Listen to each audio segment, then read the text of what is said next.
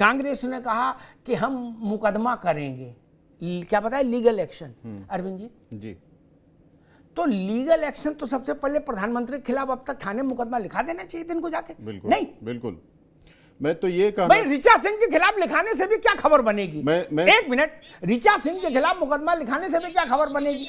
प्रधानमंत्री के खिलाफ जाओ, खड़गे जी जाएं पार्लियामेंट थाने और लिखाएं। नहीं अरविंद जी, बिल्कुल तो समझ में आएगा। अभी रोक नहीं, अभी ऐसा नहीं आएगा, अभी आवाज रुकी है आपकी। जी अरविंद जी, देखिए, जब अवसर आ गया तभी बोलेंगे। मैं तो ये कह रहा हूं कि जब हम टेलीविजन पे बैठे हैं तो अपनी अपनी बारी में अपनी अपनी बात कहें, और दूसरे के बात से आप सहमत नहीं हैं तो कह दीजिए आपके बात से मैं सहमत नहीं हूं, अपनी बात कह लीजिए। किसी को बदतमीज कहना, जाहिल कहना, मुझे लगता है खुद को बदतमीज घोषित करना होता है। मैं दूसरी बात कहूं, गर्म मौसम में हो रहा है अमिताभ जी, दूसरी बात कहूं, आदरणीय डॉक्टर मनमोहन सिंह जी के जिस बयान का मैं उल्लेख कर रहा था उसको एबीपी ने अपने वेबसाइट पे छापा है, मैं पढ़ दे रहा हूं। उन्होंने 9 दिसंबर 2006 को प्रधानमंत्री रहते मनमोहन सिंह ने राष्ट्रीय विकास परिषद की बैठक में बयान दिया था। क्या बयान दिया था? उन्होंने कहा था अनुसूचित जाति, अनुसूचित जनजाति समुदायों, पिछड़े वर्गों, अल्पसंख्यकों के लोगों के उत्थान के लिए संसाधनों का आवंटन किया जाना चाहिए। मनमोहन सिंह ने अपने भाषण में कहा था कि भारत को अल्पसंख्यकों और विशेषकर मुस्लिम अल्पसंख्यकों के विकास की योजना को ध्यान में रखकर नीति बनाने की जरूरत है ताकि वो सशक्त हो सकें। जब आपने अल्पसंख्यक कह दिया तो उसमें विशेषकर मुसलमान लगाने की क्या जरूरत थी? और इसी बात को प्रधानमंत्री मोदी ने रेखांकित किया है कि कांग्रेस यदि सत्ता में आई तो उसकी प्राथमिकता मुसलमान है, और ये बात नीचे तक गई है। उसको जवाब आप दे नहीं पा रहे हैं। अरविंद सिंह पे चिल्लाने से कुछ नहीं होगा। नहीं, एक मिनट, मैं एक बात नहीं समझ पा रहा कि डॉक्टर मनमोहन सिंह कोंडली और नजफगढ़ के पार्षद तो है नहीं जी, क्या कि खाने को पैसा नहीं? बिल्कुल। 10 साल प्रधानमंत्री रहे, उनका सम्मान है क्या? सबसे पहले उन्हीं को मुकदमा ठोकना चाहिए था। नहीं, बिल्कुल। उन्होंने क्यों नहीं ठोका अरविंद जी? सबसे पहले तो उन्हीं को मुकदमा, उनके बिहाफ पर दूसरा मुकदमा करने की बात कर रहा है। मनमोहन सिंह जी ने क्यों नहीं किया मुकदमा? मुझे एक लाइन बोलने दीजिएगा। राहुल गांधी ने गलत बयानी की थी राफेल वाले इशू में, तो भारतीय जनता पार्टी ने मुकदमा ठोका था ना। सुप्रीम कोर्ट में जाके राहुल गांधी ने 2 बार कान पकड़ के माफी मांगी। मैं कहता हूं प्रधानमंत्री को आप चैलेंज करिए ना, क्यों नहीं कर रहे हैं? भारतीय जनता पार्टी को चैलेंज करिए ना, उनके नेताओं को करिए ना। आप तो कर पाते नहीं है, यहाँ टेलीविजन पर आकर केवल चिल्लाते हैं। ठीक है फजील, ठीक है भाई, अब रुकिए। फजील अहमद साहब, कहा जा रहा है कि भाई प्रधानमंत्री ने गलत बयानी की, तो भारत में कानून है, थाने में जाके रिपोर्ट कराइए प्रधानमंत्री के खिलाफ। नहीं, जैसे राहुल गांधी के खिलाफ हुई रिपोर्ट, एक मिनट रुक, बात तो पूरी सुन लो बाबू।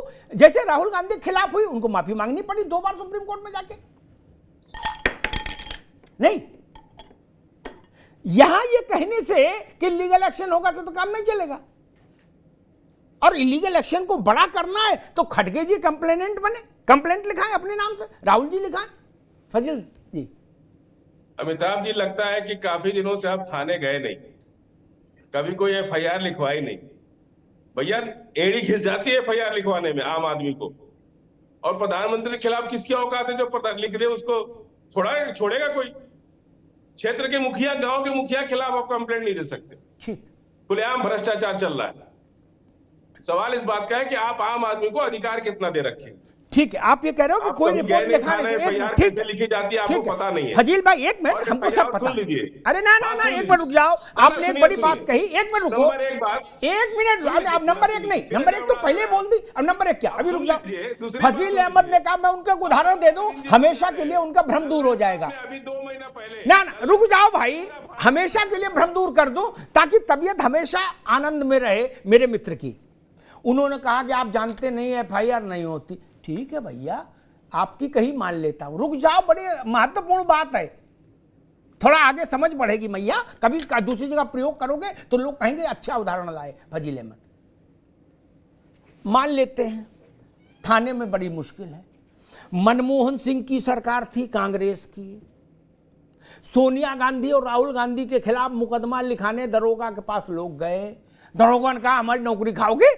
ये प्रधानमंत्री के खिलाफ तो हम लिख भी सकते हैं, मनमोहन सिंह के खिलाफ, ये तो प्रधानमंत्री के भी प्रधानमंत्री है, पागल भग जा पगले। सवाल आप बोलो नहीं, जब जहां समझ नहीं बात समझ तो लिया करो यार। है वो भी नहीं सीखना चाहते हो। खैर, सुब्रमण्यम स्वामी सुप्रीम कोर्ट गए, मनमोहन सिंह की सरकार में सोनिया गांधी और राहुल गांधी के खिलाफ मुकदमा दर्ज हुआ। आप में साहस है? आप में साहस है? सैफ खान, यही सवाल आपसे।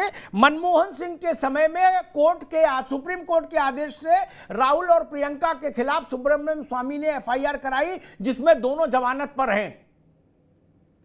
आप जाएंगे सुप्रीम कोर्ट? सैफ खान। अमिताभ जी, कुलदीप सिंह सेंगर पे ना पॉस्को एक्ट लगा था रेप करने के बाद, 1 साल तक गिरफ्तारी नहीं हुई थी, और जो है लगातार वो बच्ची जो है लखनऊ में जा जाके धरने करती रही थी। इसलिए आप एफआईआर कराने नहीं गए? वो तो छोड़ दीजिए, मैं आपको कहता हूँ अभी तक कॉल उठाइए, 112 नंबर लगाइए, अगर कनेक्ट हो जाए तो लगा के दिखा दीजिए अभी। अच्छा, इसीलिए आप मोदी जी के खिलाफ टीवी पे बोलते हैं, अदालत में नहीं जाते थे। अभी आपसे कह रहा हूँ, अभी प्रैक्टिकल कर लीजिए, अभी 112 नंबर अभी लगाइएगा जरा, लगाइए तो। अभी देशवासी जो प्रोग्राम कार्यक्रम देख रहे हैं उनको इसकी हालत पता चल जाएगी। ठीक है सैफ खान, ठीक है, अच्छी बात है। आपने बता दिया कि भाई आपको स्थिति ऐसी है कि हम लोग डरते भी हैं, बोल जाते नहीं, डरते भी। ठीक है, ओके, डरना हर आदमी का मौलिक अधिकार है, मैं उसमें दखल नहीं दे रहा। आपका मौलिक अधिकार, आप डरिए। ठीक, अभी रुक जाओ भैया रुको। ऋचा सिंह भाई, जिसको लगे कि फलाना झूठ बोल रहा उसके खिलाफ मुकदमा करना चाहिए। थाने से ना हो, अदालत से होता है मुकदमा, मुकदमे में तो रोक नहीं। जब मनमोहन सिंह के समय में सोनिया और राहुल दोनों को जमानत करानी पड़ी, तो इसका मतलब है भारत में न्याय व्यवस्था दुरुस्त है? नहीं, यहां चिल्लाने के बजाय फिर मुकदमा क्यों नहीं हो रहा? ऋचा सिंह जी देखिए, बिल्कुल, चूंकि कांग्रेस के लोगों को देश की न्याय प्रक्रिया और संविधान की कानूनी प्रक्रिया पे कोई यकीन नहीं है, इसलिए ये टेलीविजन पर बैठकर चिल्लाते हैं। इनको ये नहीं मालूम है कि आदरणीय अमिताभ सर का शो चल रहा है डिबेट का। सैफ जी को ये नहीं पता कि यहाँ कुश्ती नहीं चल रही है। अगर इनकी कोई शिकायत है तो इनके पास कोर्ट का रास्ता खुला है, उसमें जा सकते हैं। और भारतीय जनता पार्टी ने, जब हम विपक्ष में थे तो हमने कांग्रेस के तमाम, जिस तरीके से वो झूठ बोल रही थी, जिस तरीके से भ्रष्टाचार कर रही थी, उसको लेकर हम इस देश की कानूनी प्रक्रिया में गए थे, और उस कानूनी प्रक्रिया के तहत हमने न्याय भी लिया। लेकिन सैफ अली खान जी जो अभी भी चिल्लाना नहीं बंद कर रहे हैं, जो एक हम महिलाओं के लिए अपशब्द इस्तेमाल कर रहे हैं। मैं इतना जरूर कहना चाहती हूँ कि अगर मैंने एफआईआर लिखवा दी तो आपको जेल जरूर जाना पड़ेगा। सैफ अली खान जी, आपको जरूर जेल जाना पड़ेगा अगर मैंने एफआईआर लिखवा दी।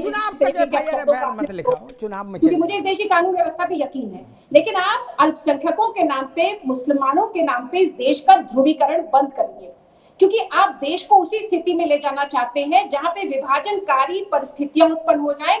और आज आप उनके लिए अलग से लॉस मांग रहे हैं, अलग से संविधान में प्रक्रिया मांग रहे हैं। कल आप कहेंगे कि अलग से इनको प्रांत दे दो, फिर आप कहेंगे कि अलग से इनको देश दे दो। तो आप देश का बंटवारा फिर से करना चाहते हैं, और देश में हिंदू और मुस्लिम साथ में विकास प्रक्रिया में शामिल ना हो पाए, ये आपकी रणनीति है। ठीक है, और ठीक आपकी है, रणनीति आगे बात, आगे बात, 5 दशक से जी ठीक है, आगे बात, आगे बात, ठीक भैया, आगे बात।